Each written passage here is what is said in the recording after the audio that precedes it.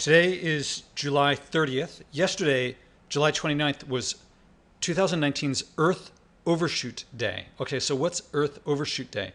That means that on that day, humans have used up what the Earth takes 1 year to regenerate.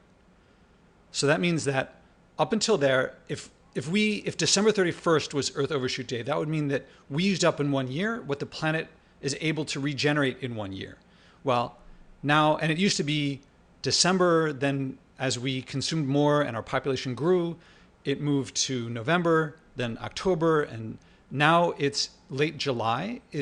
That's when we've used up 1 year's worth of Earth's ability to sustain our population. Now, I don't really know, I didn't check to see, because I wanted to do this recording, if people had reported on it. I don't know if this is like a major media event or not. Okay, so Earth Overshoot Day, Quartz did something on it, some science, New York Daily News, Earth Overshoot, move the date, Earth Overshoot Day.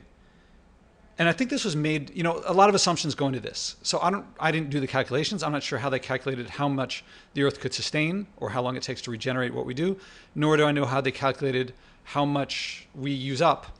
But it sounds plausible. And sadly, the direction, let's see if Wikipedia shows what Earth Overshoot used to be. Yeah, you can see that it used to be late, way back when there were so few humans that no matter how much we did, how much we used up, the Earth would regenerate it. At one time, there's no such thing as plastic. And so there was nothing, the cities might have had lots of horse manure on the streets. That was their garbage or their waste.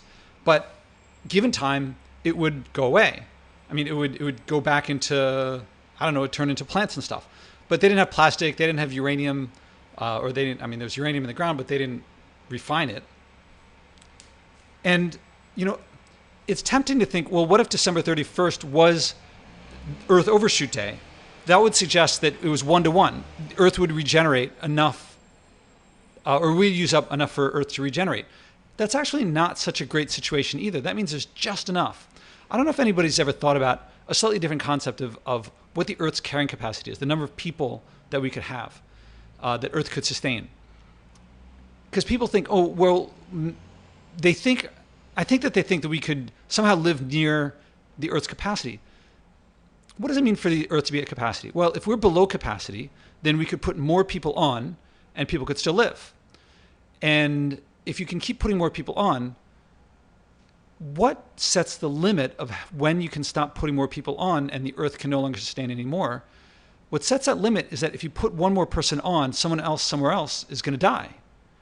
That's not a great place to be. We don't want to be anywhere near the Earth's capacity to sustain human life. For now, we can be over it because we have fossil fuels and things that we can use up that are not sustainable. Fossil fuels, almost by definition, are not sustainable. If we use them up, if with using them up, we're able to sustain a population over what the Earth can handle, that means that when they run out, or when the waste from them is so great that we can't live with it, say through too much carbon dioxide in the atmosphere or too much, if we're killing off plants and things like that, then that means the capacity is going to go down. And that means not only will we have to go to what the old capacity was that we were above, but our population will drop down to below that. I'm not sure if people get this concept of overshoot and collapse. If we live above the Earth's capacity to sustain, then when we use up the resources that are enabling that, the population will not drop to what the Earth could sustain back before we used up those resources. It will drop to below that. I live across the street from a firehouse, so periodically totally unrelated to this podcast, you'll hear sirens going off in the background. All right, let's look at the news. Let's see what covers this. So I'm just going to pick, I live in New York City, so let's pick the New York Daily News. It's July and all of the Earth's resources for the year have already been used.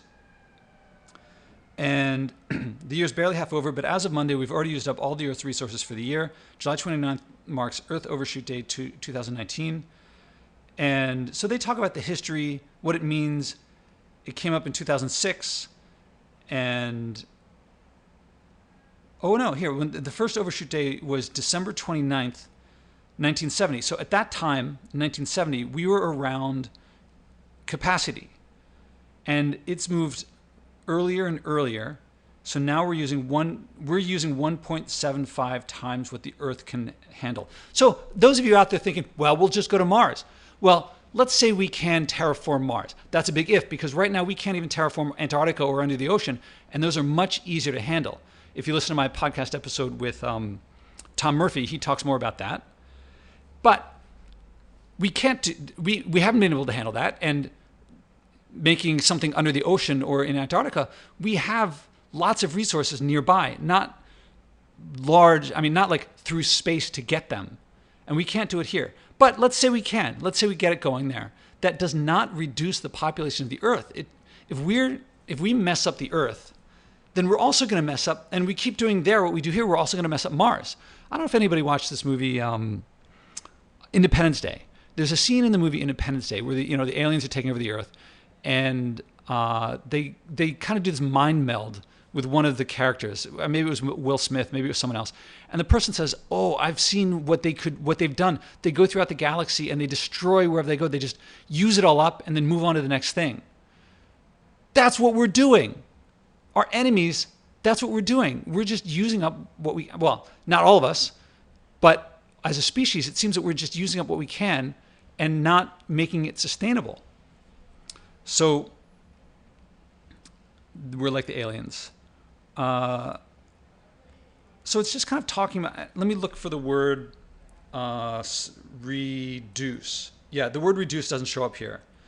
Does the word reuse show up? Reuse, no, I bet recycle does. No, not even recycle. So it's not talking about what to do, what we can do differently. I don't see a sense of responsibility here. I don't see a sense of what people can do about it. Let's see. So let's look at the quartz one. That was the first one listed. Earth Overshoot Day is earlier than ever this year, and it underestimates the crisis. Yeah, I heard one of the guys behind it, talking about it, and he said his calculations were conservative. So the Global Footprint Network, it describes what it means. It talks about how it's earlier and earlier than ever. So here, if it was at the end of the year, then that would mean we were sustainable. And the earlier it gets, oh, look, we had some downturns when we got more sustainable, possibly after the oil crisis, not sure. It's a striking figure. So it's talking about things. It's talking about calculating it, nothing about what to do about it. I, of course, have a leadership perspective of what we can do about it. I'm kind of curious if they have the Earth Overshoot Day, if they have the calculation of one's footprint. Maybe that'll be for another episode, that I'll calculate my footprint. So here's a whole bunch of stuff about it. Anyway, if you haven't read this stuff, I recommend looking into Earth Overshoot Day just to get the concept. We are way over, what do you call it? We're over capacity of what the Earth can handle. And when you overshoot, well, that's not the fire. That was just a police alarm. Anyway, when we're in overshoot, then it can lead to collapse. Now, how can you avoid collapse? You can lower the footprint, which I think generally means allowing the population to decrease by, people die. That's going to happen anyway. So we just have to have fewer kids. That seems to be the way to do it. In principle, you could increase the capacity to sustain life. I think we're pretty near optimal now. And with global warming, it looks like that capacity is going to go down.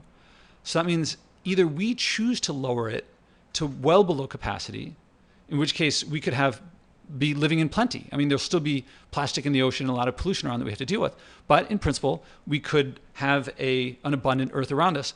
Or we could not do that, and we could live above overshoot. And then as we dwindle out the resources that are enabling us to stay above capacity, then something will happen in nature that will cause our population to go down because we won't be able to sustain it anymore. I hope not to do that. I hope not to have misery and suffering. I hope that we can turn this around. Anyway, that's a topic for another one. I just wanted to cover Earth Overshoot Day.